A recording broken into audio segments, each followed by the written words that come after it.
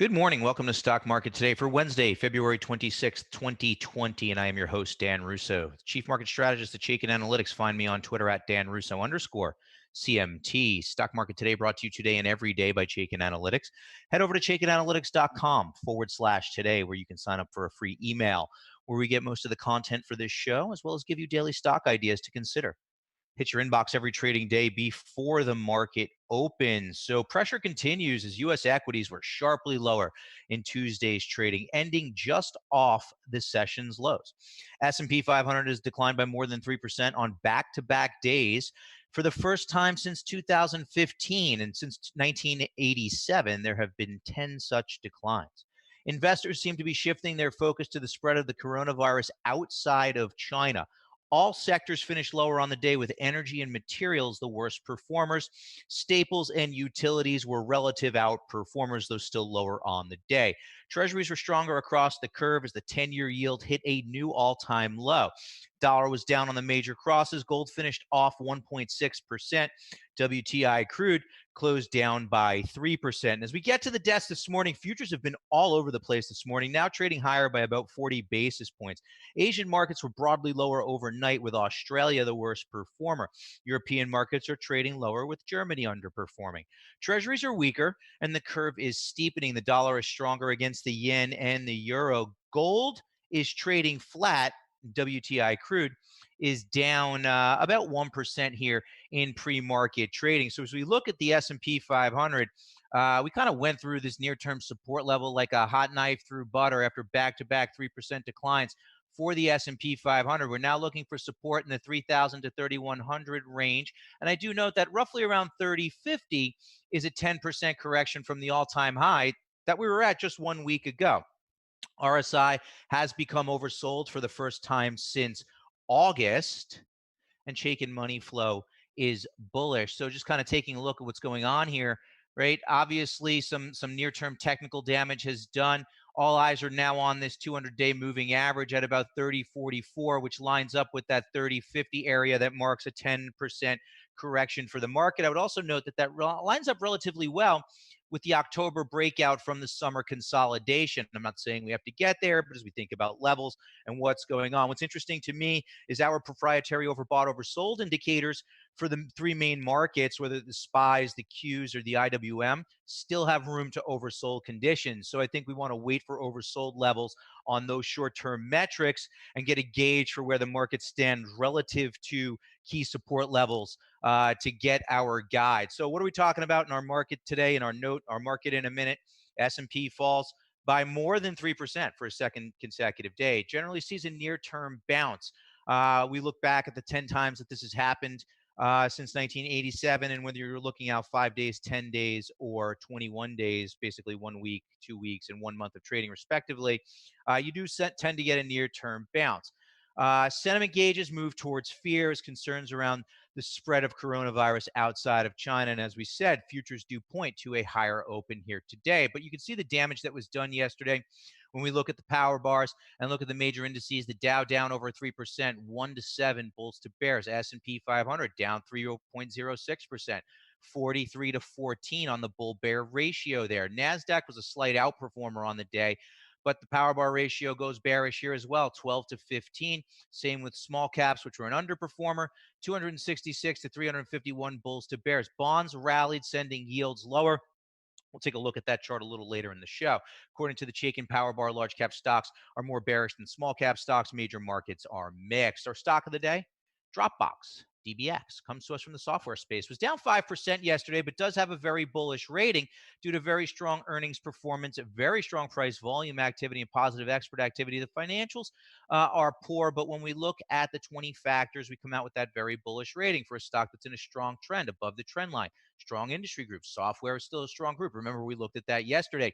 And what intrigues me about Dropbox is what could be a personality change going on. Now, a personality change is when a stock goes from being bearish or neutral and underperforming the market to then getting a bullish or very bullish rating and beginning to outperform the market. At the same time, money flow has turned bullish. Obviously, it was this earnings spike that changed the personality of the stock. Stock is overbought, but I think this is an interesting name here. If the market can stabilize, and we can work off this overbought condition, there's an interesting opportunity here in a name like Dropbox. I think we want to add it to a bullish watch list today and monitor the situation closely. If the stock remains with a very bullish or bullish rating, continues to outperform, has bullish money flow, well, then that oversold setup points to a higher probability entry point, especially or if the market starts to stabilize a little bit above key support levels. So I like adding drop list to a bullish watch list today and keeping an eye on it. Really interesting potential personality change, just looking for an oversold condition. What we'd love to see is just a consolidation here in the $20 to $22 range, call it. Works off this overbought condition, get closer to oversold, setting up a higher probability entry. Turning now to our sector tracker, looking at the movement of the major sectors over the last 5 days, and it's very similar to what we saw yesterday. It just got worse, really. So let's think about what this means from a relative standpoint. Well, if we look at the top three sectors, that's still your defensive rotation, your defensive positioning, your defensive slash bond proxy areas of the market holding up better: REIT, staples, and utilities. Healthcare, I expect this group to be volatile leading into the election. Financials under pressure as yields go lower, discretionary coming under pressure around coronavirus fears, materials, industrial cyclical names, very levered to the global economy and what could be happening should the virus lead to a bigger slowdown than investors had been anticipating. Comp service, I mean, everything's under pressure, right? Is really just at this point, if you're staying invested and you're a longer term investor and you're looking for opportunities, you really just want to be highlighting the relative strength. Tech at the bottom of the list is not encouraging, as that is 20% plus of the S&P 500. So all sectors down over the last 5 days. Relative outperformers are your defensives and bond proxies. Our industry in focus today: telecom services has underperformed the S&P 500 by 2.73%, and the power bar ratio hints at that is likely to continue. It's very weak with 7 bearish stocks and only 2 bullish stocks. It's currently ranked number 14 of 21 subsectors. Some of the indicative names there: Acacia, very bearish; Bandwidth, BAND, very bearish; and Viasat, VSAT, with very bearish Chaikin power gauge ratings.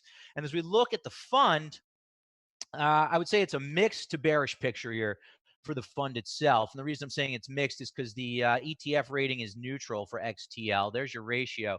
But the trend is now weak as yesterday's sell off pushed the fund below the long term trend line. At the same time, we have bearish money flow and continued underperformance. This fund has been underperforming the market for nearly 12 months, right? So it's been an area of the market, as the market's been working higher, it's remained in this consolidation. So it hasn't been a compelling area if you're doing your ETF work, if you're looking for ideas. Kind of not the best area of the market to be hunting for those ideas, right?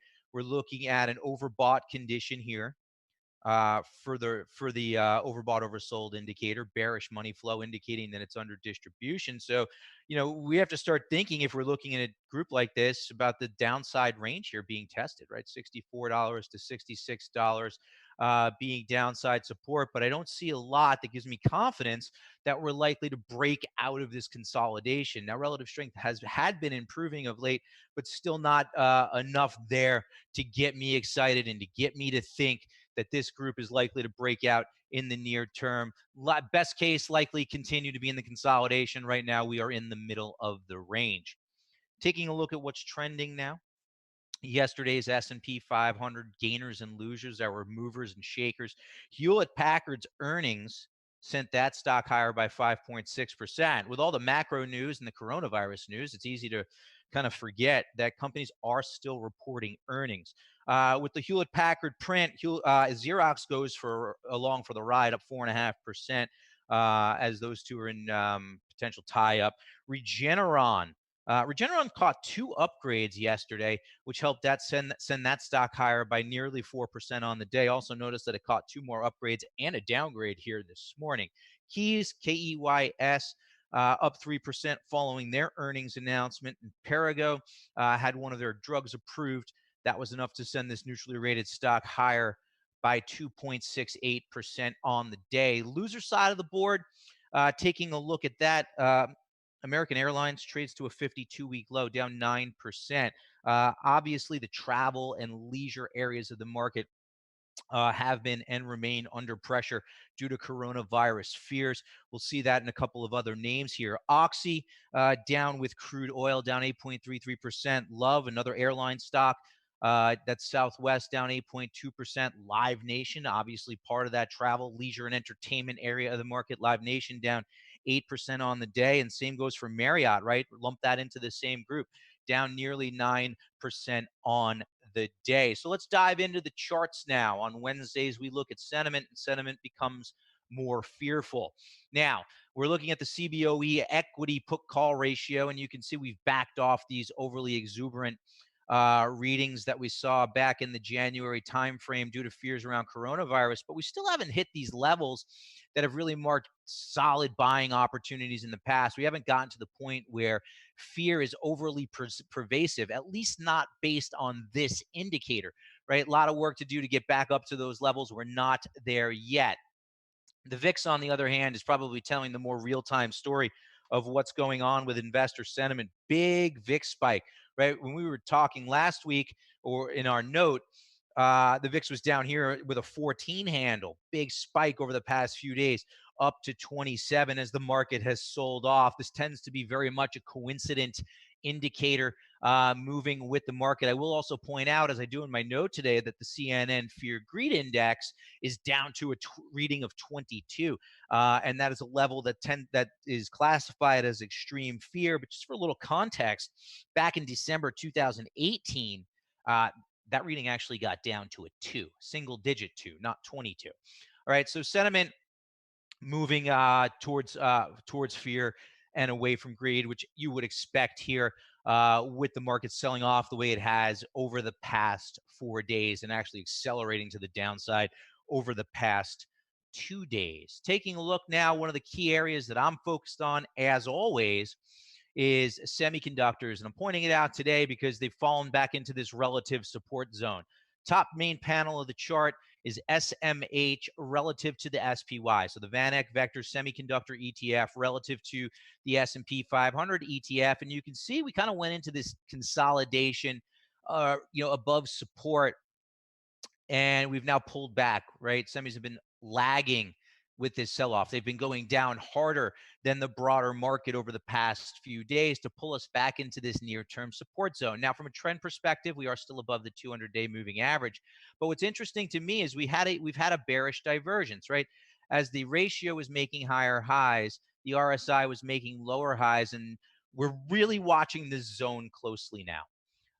RSI still holding bullish ranges, has not become oversold, but to me, a breakdown from this zone, from this support zone, likely leads to more downside for the broader equity market. Remember, there's a positive correlation between this ratio and the broader equity market, and it tends to lead, right? You can make the case that we've started, if this is a topping formation, you can make the case that the top started right here at the beginning of the year, ahead of the top in the S&P 500. Should that be the case? So far, the SMH is still in an absolute uptrend, right? Here's that trend line. We're getting close to testing it at around the $130 level. But if you're bullish the equity market, or you're looking for signs of stabilization and a turnaround, you're going to want to see this support zone hold and see the ratio begin to move higher. A breakdown argues for lower prices for the S&P 500 based on past correlations in the relationship here between this ratio and the broader market. And then finally, we'll wrap it up with record lows for the 10-year yield, right? Flight to quality, flight to safety has led to investors gravitating toward treasuries. Taking a look at the 10-year yield, you can see we are accelerating through the downside, through this support level from the September lows, right? Interesting rally here. It's interesting because while there was some upside, it didn't have the momentum that we like to see. Never became overbought, right? Series of divergences as we tried to trade up to the 2% level and then faded below the moving averages. That's why your bond proxies and your defensive areas of the market are continuing to outperform here in the near term, and we are now oversold for this metric. So that's going to wrap it up for today. If you're interested in reading my note, you're interested in running through our process, take us for a test drive, head over to chaikinanalytics.com/test drive to sign up for a free 14-day trial. I'm going to be back here with you tomorrow morning. Have a great Wednesday, everyone.